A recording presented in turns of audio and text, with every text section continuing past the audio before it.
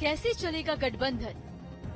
India के नाम पे जो तथाकथित ठगबंधन है, विपक्ष मुद्दा विहीन है, नेता विहीन है, उनके गठबंधन की गांठ में इतनी गांठ पड़ी हुई है कि वो खोले नहीं खुल रही। अखिलेश की कांग्रेस को दो टोक, अभी नहीं तो कभी नहीं। इंडिया भारत गठबंधन अगर देश के स्तर पे तो देश के स्तर पे है, अगर प्रदेश के स्तर पे नहीं है तो फिर भविष्य में प्रदेश स्तर पे भी नहीं होगा।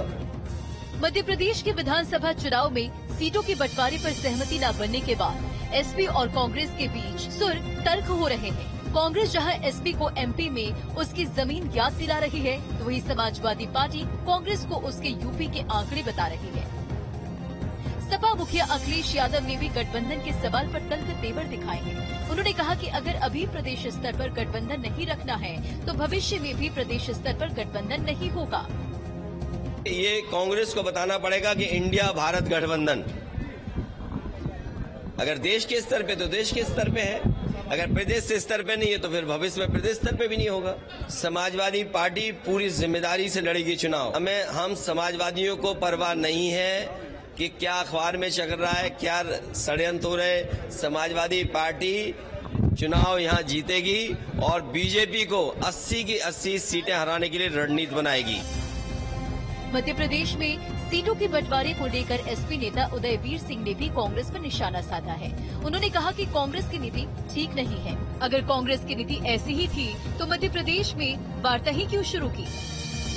कांग्रेस को के आंतरिक मामला है, उनकी लीडरशिप को तय करना पड़ेगा कि वो राज्यों में करना चाहते हैं कि नहीं करना चाहते, उनकी पॉलिसी क्या है, उनकी नीति क्या है, उनकी किस उद्देश्य से कैसे बात कर रहे हैं। क्योंकि एक राज्य में उनकी लीडरशिप बात करने लगती है, दूसरे राज्य में लोग कहते हैं कि इसमें नहीं गठबंधन होगा। अगर ऐसी नीति थी तो मध्य प्रदेश में वार्ता ही नहीं शुरू करनी चाहिए थी। एसपी प्रवक्ता फकरूर हसन चांद ने भी कांग्रेस को अपने संगठन की ताकत की याद दिलाई है। उन्होंने कहा कि समाजवादी पार्टी के संगठन की जो ताकत मध्य प्रदेश में है, तो वही कांग्रेस के संगठन की ताकत उत्तर प्रदेश में है।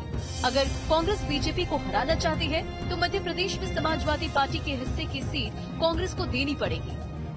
समाजवादी पार्टी ने जब भी किसी दल से गठबंधन किया है तो बड़े दिल के साथ किया है। समाजवादी पार्टी के संगठन की ताकत जो मध्य प्रदेश में, वही उत्तर प्रदेश में कांग्रेस के संगठन की ताकत है। इसलिए समाजवादी पार्टी अपने हिस्से की सीट मध्य प्रदेश में कांग्रेस से चाहती है और कांग्रेस के हिस्से की सीट 2024 के लोकसभा चुनाव में समाजवादी पार्टी उत्तर प्रदेश में देगी। लेकिन अगर भारतीय जनता पार्टी को हराना है तो कांग्रेस को बड़ा दिल दिखाना पड़ेगा। सीटों के बंटवारे को लेकर फंसी रार पर अब बीजेपी ने इंडिया गठबंधन को घेरना शुरू कर दिया है। बीजेपी प्रवक्ता राकेश त्रिपाठी ने इस गठबंधन को पूरी तरह से अनैतिक गठबंधन बताया है। उन्होंने कहा, दोनों ने पहले भी यूपी में गठबंधन किया, लेकिन वो गठबंधन भी खंड खंड टूट गया। समाजवादी पार्टी जिस तरह से अंतरकलह कांग्रेस के साथ उभर करके सामने आई है, ये कोई नई बात नहीं है। ये इंडिया अलायंस पूरी तरह से अनैतिक गठबंधन है, कोई वैचारिक साम्यता नहीं है। मध्य प्रदेश चुनाव को लेकर के जैसे बाहें चढ़ा रखी है समाजवादी पार्टी ने, अब इस किसी तरह के अलायंस की संभावनाएं पूरी तरह से छीण होती जा रही है। और ये कोई अलायंस दिल्ली में होगा और मध्य प्रदेश में नहीं होगा, उत्तर प्रदेश में नहीं होगा, ऐसे नहीं चल सकता है। कांग्रेस पार्टी और समाजवादी पार्टी ने पहले भी उत्तर प्रदेश में अलायंस किया था, लेकिन वो अलायंस खंड खंड टूट गया। कांग्रेस को लगता है कि एमपी, राजस्थान, छत्तीसगढ़ और तेलंगाना में वो जीत जाएगी तो देश भर में उसका माहौल बनेगा और उसकी वापसी के दबाव में यूपी में एसपी उसको ज्यादा लोकसभा सीट दे देगी।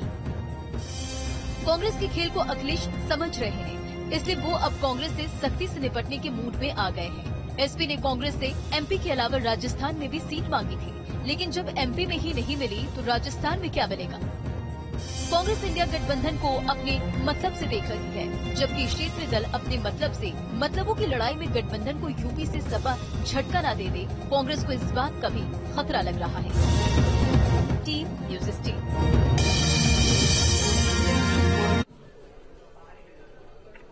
रामकथा पर आयोजित अयोध्या की रामलीला, या यूं कहे फिल्मी सितारों की रामलीला में अपने आराध्यों